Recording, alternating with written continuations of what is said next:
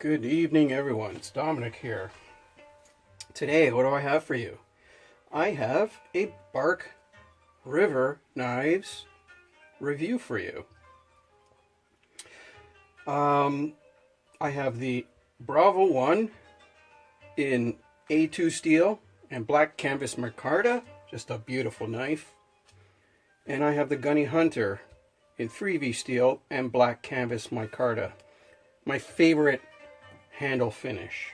I like all the other ones. I'm not knocking them.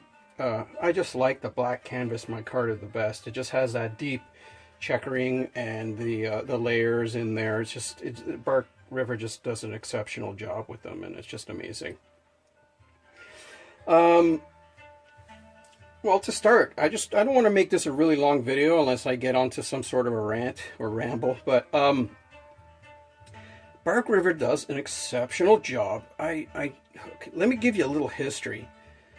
Here comes the rant, or here comes the story.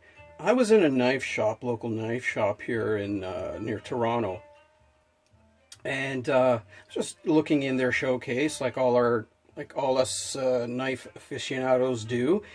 I was just looking under the showcase and asking the store owner to look at this knife and look at that knife. You know, I was just checking stuff out. I wasn't really looking to buy, like we all walk in not looking to buy, right? And we always walk out with something, or if we don't walk out with something, we're really biting our lip hard. So anyhow, that day I was looking around, and I was thinking, okay, I said to myself before I walked into the store, if I buy something, it's just going to be something to just to make me feel better about walking into the knife store today. It won't be anything expensive. It would just be some sort of beater knife. I was very much into CRKT then. I still like CRKT now. I'm not saying I don't, but I just the hobby evolves. So anyhow, I was looking. It was some years ago, and I couldn't tell you the year right now, but it was some good few years ago. And I was looking under there, and then I just saw this knife sitting in the show under the glass. It was the Bark River 1.5, the Bark River Bravo 1.5. So that's a 5 1/4 or 5 1/2 inch blade. Sorry guys if I don't got the number right. This is the Bravo one with the 4-inch blade, but the 1.5 I think has a it's like 5 1/4 or 5 1/2, something like that. Anyway, I saw it under there, and I was looking around. I'm going, oh, let me see this knife, let me see that knife, let me see this knife, and it was just just having a heyday, and he wasn't busy, so he was accommodating. And then my eye, was attracted to the 1.5, and I'm like, can I see that knife? And yeah, he shows it to me, and I'm looking at it, and like, I looked at it, and then I looked up at him, and I gave him this smile, like, yeah, this is a knife. And at the time, like I said, like Bark River does come with a bit of a premium price, and I wasn't prepared to buy that knife then. So I did walk out without the knife, or any knife for that matter, because the point being was that after I saw the 1.5, my mind was completely changed instantly and forever about what I wanted in a knife. And it was the Bark River Bravo 1.5 that did it for me. I didn't know about Bark River at the time. I had no idea. I've never seen a Bark River knife before. Never even heard the name Bark River. I had no idea about the company or anything. But when I saw that 1.5 sitting there under the showcase, and it was 2 shelves below, I had to see it. I had to have it in my hand. As soon as I put it in my hand, that 1/4 inch stock, that nice blade on it, I was just like, yeah, this is a knife. That's not a knife. This is a knife. How many times have we heard or said that one, eh? Anyway, So yeah, the Bark River 1.5, the Bark River Bravo 1.5 was a game changer for me. Um, so you know, I bought one. I bought the Bravo one because it was a shorter blade and the price was right. I bought it off a member on one of these knife trading Facebook groups, and the price was right, and it was just the right moment. I had the money, everything else, so everything was happening. It was all flowing, so I bought this one. And when I got it in my hands, I'm like, yeah, I finally got myself a Bark River knife. You know, a lot of people looking at this video would say, "Oh, big deal! I got, you know, I got a Marfione, or I got a this, or I got a that. I got $1,000 knife. I got a $2,000 knife." Yeah, okay, those are great. I'm not knocking those knives. I love all these knives out there. But let's just talk about the Bark River right now. It's just a simple fixed blade with a handle shape and a blade shape and a blade grind. All the geometry, everything just works on this knife. It's a beautiful knife, very simple, but beautiful knife. And it's just, there's just all kinds of wow. Like my brain right now is trying to tell you everything I feel about this knife all at once. And it's sort of cramming itself in the, you know, at the door, and everybody's just trying to rush out at once, trying to say, how about this, and how about that, and how about this? But yeah, these knives are just incredible. The Gunny Hunter is basically really only a smaller, thinner version of the Bravo. Really, what's any different than, you know, it's just a little brother, or, you know, to the Bravo. Again, it just fits in your hand like I don't know, you just want to hold the thing. You just want to hold that knife. It's just beautiful in its simplicity. I've always been a minimalist, and when it comes to knives, more so. Those ornate knives with all the different colors and all the different, you know, like Timascus and things like that. Again, not knocking anybody who likes a knife I don't, or a style that I don't. I'm just saying I'm not into it. That's all. You know, I wear black clothes and you wear colorful clothes. That's just the way I go. So, just these knives are exceptional. You know, a lot of times, you know, you would come up to a knife and you'd look the knife over and you know, you check out the specs and everything is just hitting the right points. You're like, yeah, I like the steel, I like the handle, I like the materials, I like all this, I like the size, I like the geometry. And then you take a look at the price and you're like, oh, I don't like it that much. Bark River doesn't do that. Yeah, they are a higher price point knife, but nobody convinces you. There is no sales pitch. Bark River doesn't have a sales pitch. They don't have slogans. They don't have, you know, these fancy logos or whatever. The knife sells itself. They just make the knife. It's just that whole Rome thing. Build it and they will come. They've started making their knives and people buy them. And there are two types of knife people. People who never tried a Bark River knife, and people who have. And the people who have understand that there's something simple and magic about these things. And it's very hard to put into words. I could give you chopping tests, and I can give you paper cutting tests, and I can give you all kinds of tests. You know, check out YouTube. There's all kinds of videos. And I think there's a destruction video on one of these knives. But that was an old knife, and Bark River has long since refined their metallurgical processes and sciences.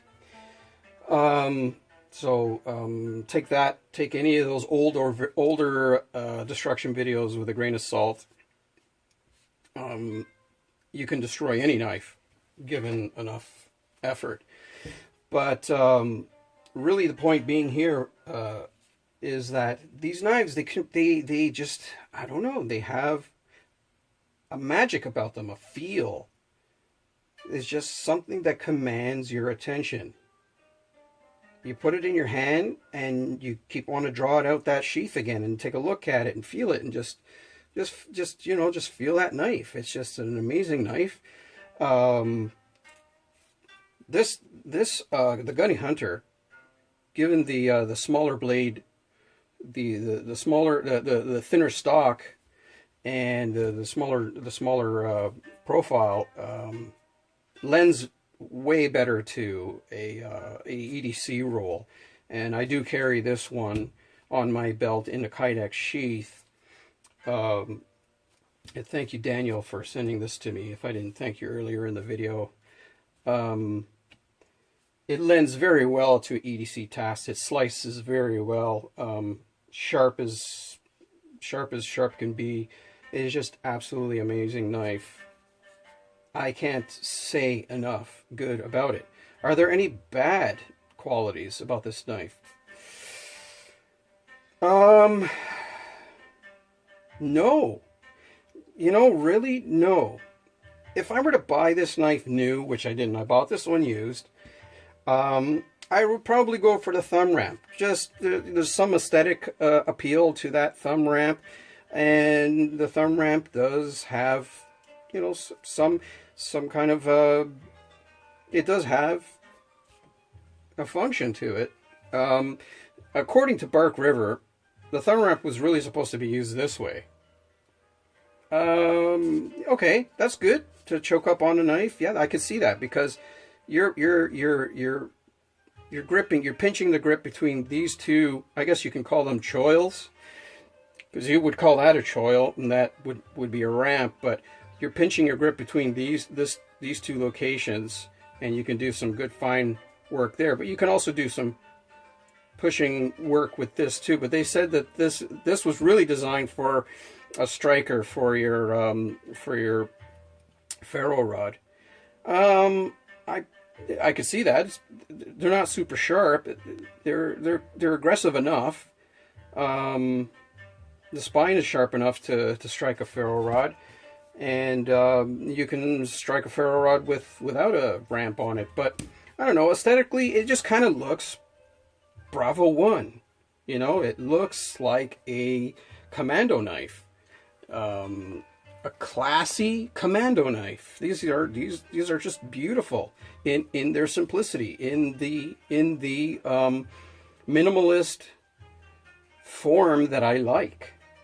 I mean, yeah, of course. I mean, without a thumb ramp, it's even more of a minimalist knife. But I would go for a thumb ramp. Jimping is not a big deal for me if the knife just fits in your hand nicely. This knife is just amazing. It's just an amazing configuration with these convex grinds, and you know, they are a little bit tricky to sharpen. But once they're sharp, all you have to do is strop them. You don't have to reprofile that edge or put a new edge on it every time. So you can't really use your Edge Pros or what's the other ones?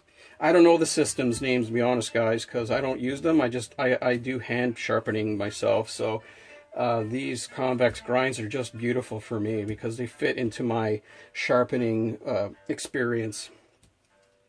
So really, to not really ramble on more, because it just comes down to more rambling, because I mean, when it comes down to a minimalist knife like this, how much more can you say about a knife that doesn't have much to say for itself, except for in the experience? You have to experience a knife like this. And once you put it in your hand, if you're a knife person, you'll understand that this knife, oh, these knives, I should say, because really the 1.5 and the Bravo 2, they're all the same knife handle, different length blades. So you can, I mean, if you go to your store and you see any one of these models and you grip the handle, you know that that handle is going to be replicated throughout the other Bravo series knives. And same thing with the Gunny series knives. once you grip one gunny, if they have other blade shapes, or one with a thumb stud, not a thumb stud, a thumb ramp, or whatever, you're going to that's going to be replicated throughout the rest of that line. So anyways, I'll just cut it short here, just because I'm really running out of things to say, not because there's not much to say about these knives, in the sense that there's all kinds of accolades that I can just keep on blathering about, but the problem is that the being that they're so minimalist, and just when a product, in this case a knife, puts a point on something, like a period or exclamation point, that's the end of the sentence right there. So for me to go on and on about a knife that has that kind of punctuation at the end of it, it's just me just filling in time, right? And but I hope you enjoy this video. I might show you some other ones soon about my other favorites. Hopefully I can acquire some more Bark River knives. And the customer service is, one thing I do want to say in parting, is the customer service and the personality behind the people in this company, Bark River. Second to none. I mean, if I was a spokesperson, I guess I'd be getting paid for this, but I'm not a spokesperson for Bark River. I gain nothing by telling you, the good things that I'm telling you about these knives, or the people behind them. But I was offered, to send these knives in if I ever need them serviced, and all I have to do is pay the shipping, and they'll take care of it for me. I spoke with Mike Stewart, the founder of Bark River Knives. I called him when I first introduced myself. I go, "Are you Mr. Bark River Knife?" just to be funny. And I spoke with him, and he's a personable person. I mean, you got to imagine how many people he has to talk to, but he spares no. He makes no exception. He treats everybody like family. It's not like I have some special personal a relationship with the guy. I think he's a great guy. I spoke with him, a few times, chatted with him, and he'll answer the questions if you've got the time, right? So yeah, so let me just cut it off here. Thank you for your time. Thank you for watching, and I will make some more videos, maybe some other instructionals or things like that. If you guys got any suggestions or questions, let me know. Put them in the comments below, or and I will get back to you as soon as I can possibly can. All right, guys. Thanks. I appreciate your time. Have a good night.